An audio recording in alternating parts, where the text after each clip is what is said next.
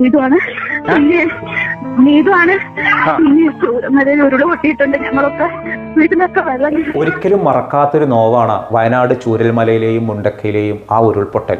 298 പേർക്കാണ് അന്ന് ജീവൻ നഷ്ടപ്പെട്ടത്. 32 പേരെ ഇനിയും കണ്ടെത്താൻ കഴിഞ്ഞിട്ടില്ല. 6 ദിവസം പ്രായമായ കുട്ടിയടക്കം പ്രായമുള്ള 90 വയസ്സുള്ള ആളുകളടക്കം നിരവധി പേർക്കാണ് ജീവൻ നഷ്ടപ്പെട്ടത്. ഒരു മഴയുടെ തണുത്തുറഞ്ഞൊരു ദിവസം ഒരു രാത്രിയിൽ മൂടി പുതച്ച് കിടന്നുറങ്ങുന്ന ആളുകളെ ഒന്നടങ്കമാണ് കരിങ്കൽ കഷ്ണങ്ങളും ചളിയും വെള്ളവുമായിട്ട് ഒലിച്ചിറക്കി കൊണ്ടുപോയത്.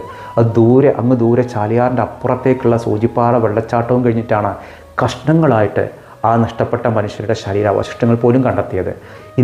അന്ന് സർക്കാർ ഇവർക്ക് പുനരധിവാസത്തിനായിട്ട് ഇവർക്കൊരു വീട് നിർമ്മിക്കാനും ജീവിതം കെട്ടിപ്പടുക്കാനുമായിട്ട് മുഖ്യമന്ത്രിയുടെ ദുരിതാശ്വാസ നിധിയിലേക്ക് മലയാളികൾ കൊടുത്തത് 772 കോടി രൂപയാണ്. പക്ഷേ അവർക്കിപ്പോഴും വീടായിട്ടില്ല, ഒരു ടൗൺഷിപ്പ് ഉണ്ടാക്കിയിട്ടില്ല. അതിൽ ആകെ ചെലവഴിച്ചത് 91.6 കോടി രൂപ മാത്രമാണ്. കേന്ദ്ര സർക്കാർ 153 ദിവസം കഴിഞ്ഞിട്ടാണ് ഒരു 595 കോടി രൂപ വായ്പയായിട്ട് കൊടുത്തത്. ഈ പണങ്ങളൊക്കെ എവിടെ? എന്താണ് ഒരു വർഷം കഴിഞ്ഞിട്ടും അവരുടെ കണ്ണീരൊപ്പാൻ, അവശേഷിക്കുന്ന ആളുകളുടെ കണ്ണീരൊപ്പാൻ നമ്മുടെ സർക്കാരിന് കഴിയാത്തത്? സന്നദ്ധ സംഘടനകളും ഒരുപാട് പ്രഖ്യാപനങ്ങൾ നടത്തിയിരുന്നു. യൂത്ത് കോൺഗ്രസിൻ്റെ പ്രഖ്യാപനങ്ങളും പണപ്പിരിവും കോടികൾ അവരും പിരിച്ചു. അവരിപ്പോഴും സ്ഥലം പോലും അവർക്ക് കണ്ടെത്താൻ കഴിഞ്ഞിട്ടില്ല.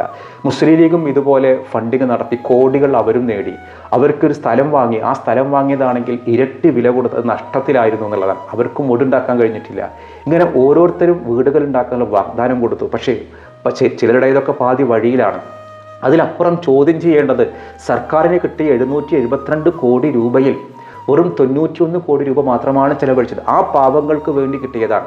മാതാപിതാക്കൾ നഷ്ടപ്പെട്ട അല്ലെങ്കിൽ അത്തരം കുട്ടികൾക്ക് വേണ്ടി 10 ലക്ഷം രൂപയുടെ ധനസഹായം വേറൊന്ന് കളക്ടർ കൊടുത്തതാണ്. ആളുകൾ കൊടുത്തൊരു തുകയിൽ നിന്ന് ആ കുട്ടികൾക്ക് ആ പണവും കിട്ടിയിട്ടില്ല. ഒരു വർഷം കഴിഞ്ഞിട്ടും ഈ നഷ്ടപ്പെട്ട ആളുകൾക്ക്, ജീവൻ നഷ്ടപ്പെട്ട ആളുകളുണ്ട്, പ്രിയപ്പെട്ടവർ നഷ്ടപ്പെട്ടവരുണ്ട്, സ്ഥലം നഷ്ടപ്പെട്ടവരുണ്ട്, വീട് നഷ്ടപ്പെട്ടവരുണ്ട്. ഇവർക്കൊക്കെ ധനസഹായം കിട്ടേണ്ട തുകയാണ് ഇന്നും കെട്ടിക്കിടക്കുന്നത്. നമ്മൾ ആ ഒരു ഉറപ്പിലാണ് ഈ പാവങ്ങളെ കണ്ട്, അവരുടെ കണ്ണുനീര് കണ്ട് മലയാളികൾ കൊടുത്ത ഒരു തുക എന്തുകൊണ്ടായിരിക്കും ചെലവഴിക്കാൻ പറ്റാതെ പോകുന്നത്? അവിടെയല്ലേ നമ്മുടെ സിസ്റ്റത്തിൻ്റെ ഒരു പരാജയം. ഞാനിത് രാഷ്ട്രീയം പറയുന്നതൊന്നുമല്ല. ആ വയനാട് ചൂരൽമലയിലെയും മുണ്ടക്കയിലെയും ദുരിതബാധിതരുടെ കണ്ണുനീര് കാണുമ്പോൾ പറയാതിരിക്കാനാവുന്നില്ല.